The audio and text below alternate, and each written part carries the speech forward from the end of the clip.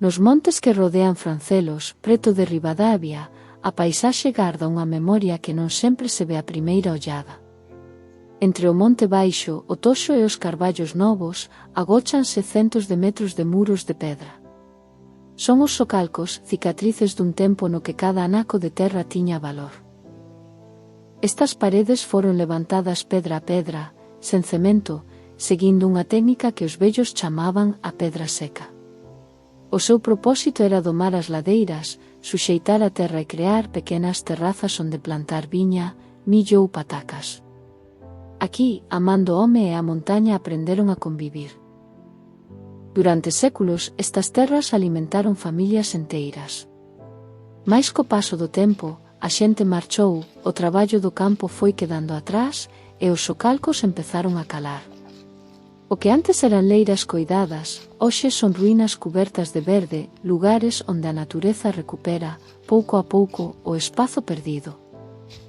Vistos dende o aire, os muros debuxan liñas que seguen as curvas do monte como se fosen un mapa antigo. Non son só pedras, son o rastro dun xeito de vivir, dun equilibrio entre o ser humano e a terra. Cada muro conta unha historia de suor, de invernos duros e de veráns entre viñas.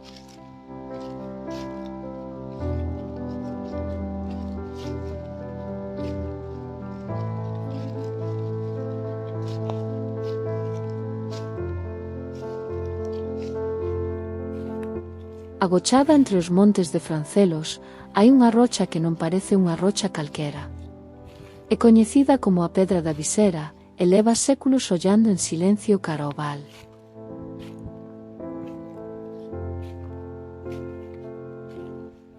A natureza traballouna con paciencia. O vento, a chuvia e o paso do tempo foron esculpindo este enorme bloque de granito ata darlle a forma dunha visera de pedra suspendida no aire.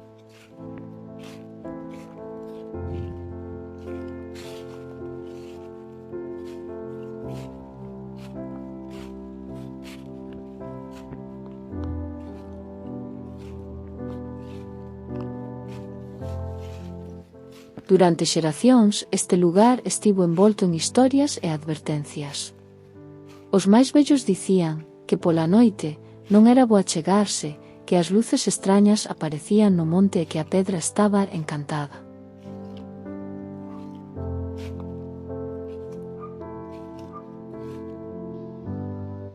Falaban das mouras, deses seres da tradición galega que gardan tesouros e segredos baixo as pedras.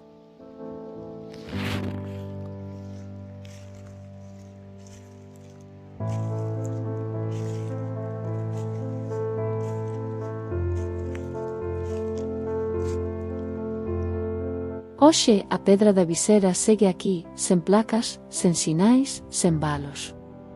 Só o vento, a chuvia e os pasos dalgún camiñante curioso. Non é un monumento famoso, pero é unha peza viva da memoria da terra, unha desas pedras que non precisan palabras para contar historias.